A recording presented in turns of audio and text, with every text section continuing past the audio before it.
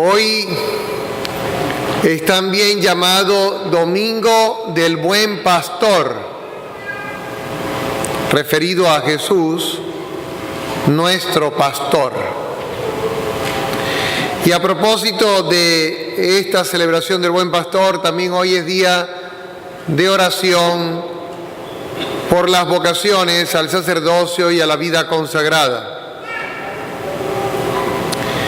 Hoy el Señor nos presenta un diálogo precioso con sus discípulos,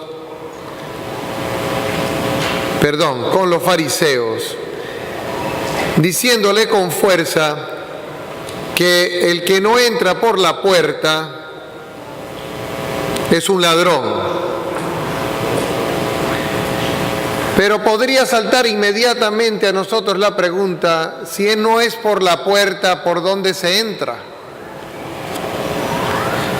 Porque todos tenemos entendidos que o se entra por una puerta o no se entra. Pero para los que hemos crecido en el campo, podemos recordar los corrales, los lugares donde tienen metido al ganado. El ganado entra por una puerta, hecha normalmente de palo y de alambre. Pero si viniera otro ganado que no perteneciera a ese rebaño,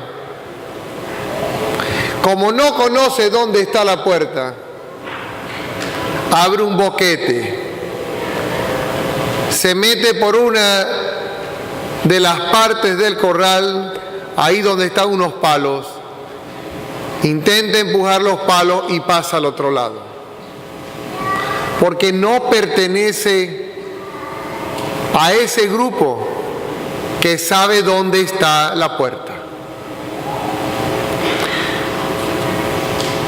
Tenemos que saber cuál es la puerta. Y la puerta referida a nuestra fe es Jesús. Pero es muy fácil que escuchemos otras voces y que siguiendo esas otras voces nos confundamos y entramos por donde no hay que entrar y por tanto seremos llamados ladrones, nos echarán fuera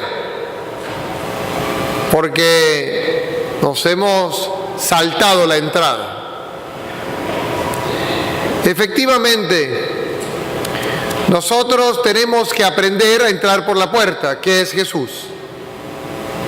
Y varias veces hay personas que me han dicho que la manera como explico el Evangelio, tanto en las homilías como en otros momentos, resulta incómoda y a veces como exceso de exigencia.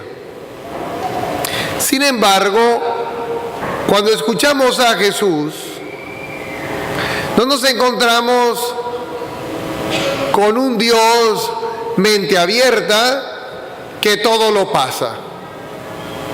Al contrario, el Dios de los cristianos es exigente, porque desea que todos se salven y que tengan vida y vida en abundancia. Por tanto, para poder reconocer quién es la puerta, hay que ordenar la vida. De lo contrario, no seremos reconocidos por quién es la puerta, que es Jesús. Sí, efectivamente, nos hemos convertido en católicos aguados. Nos hemos convertido en católicos que hemos hecho de nuestra fe un asunto cultural. Si puedo, voy a misa los domingos. O a lo mejor aquellos que dicen, yo voy a misa los domingos. Pero la vida sigue siendo desastrosa.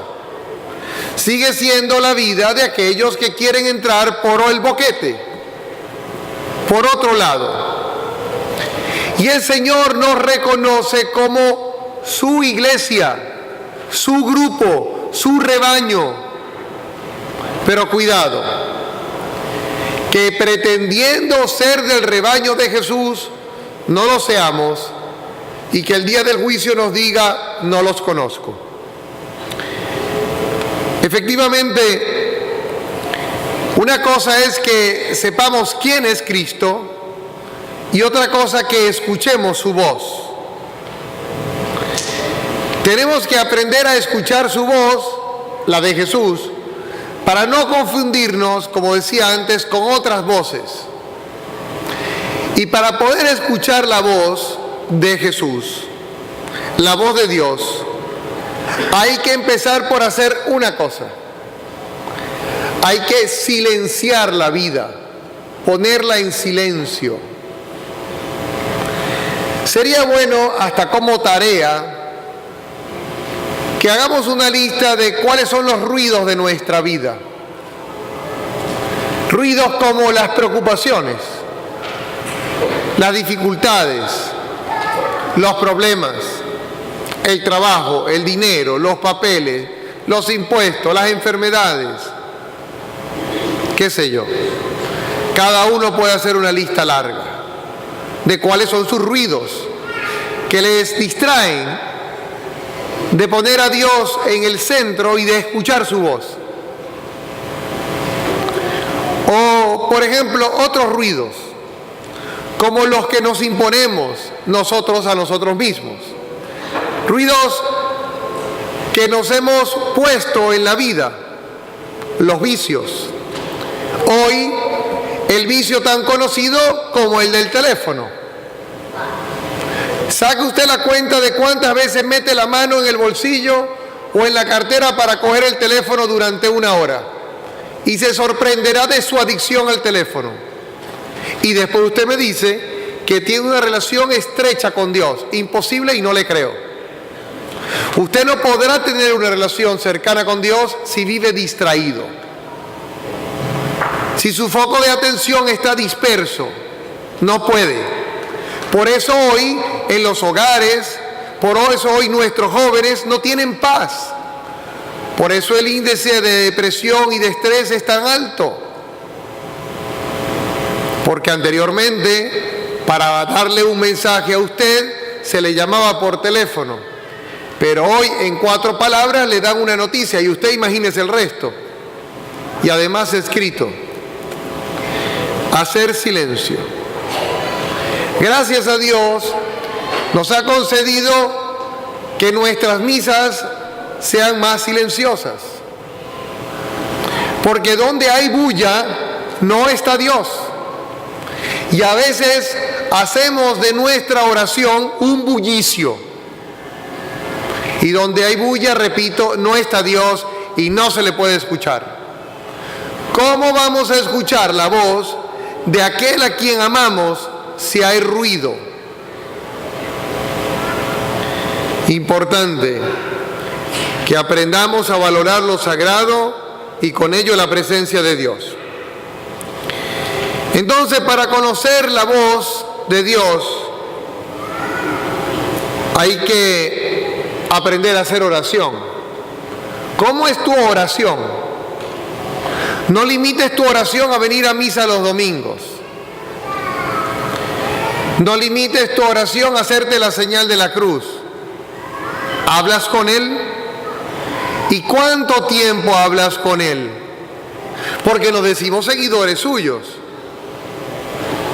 ¿Cuánto tiempo al día le dedicamos a hablar con Él? Pero hay gente que dice esto: no, es que mi trabajo es una oración. Es que yo cuando voy de un lugar al otro pienso en Dios. Eso está bien, pero no es suficiente. Porque eso es como si usted tuviera un amigo y usted le dijera: yo no te llamo, pero pienso en ti. Y así pasan 10 años. ¿Qué tipo de amistad es esa? Tiempo para Dios. Sobre todo tiempo para escucharle. Y no hablar tanto. Que repito, a veces nuestra oración es un monólogo. Nosotros hablamos, y Dios queriendo decirnos algo, e imposible, porque hay mucho ruido para Él también. Escucharle a Él y no tanto hablar, para poder conocer su voz, para no dejarnos confundir con aquellos que dicen: yo tengo la verdad, por aquí queda el cielo, así es más fácil, mejor en aquella iglesia. A uno es el que hay que seguir, a Jesús. Pero para poder seguir a Jesús, como Jesús quiere ser seguido, hay que escuchar su voz. Y para escuchar su voz hay que hacer oración. No nos dejemos robar por otros salteadores que prometen a fuerza de bulla y de música bonita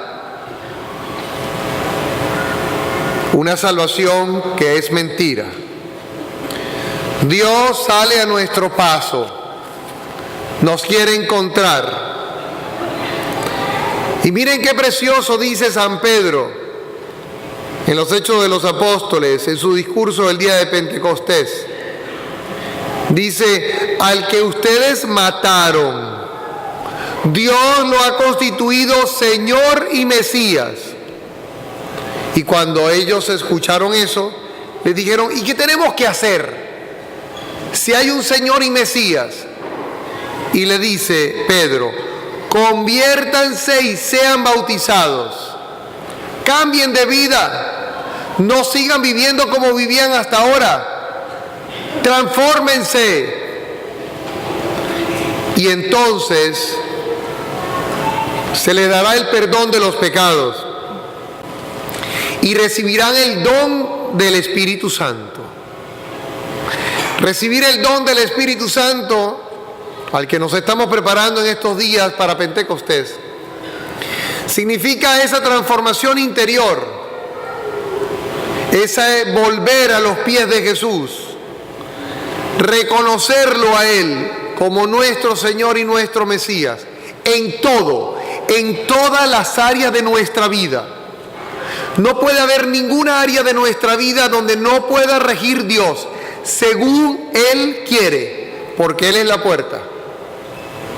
Y con todo esto que le estoy diciendo se nos está complicando la vida, porque en fin de cuentas significa vivir según quiere Él que vivamos, no escuchando otras voces mediocres, sino escuchándolo a Él. Usted supongo que quiere ir al cielo, supongo. Una muestra es que están aquí en esta misa. Yo también quiero ir al cielo, pero para ir al cielo hay que seguir a Jesús, según como Él quiere ser seguido.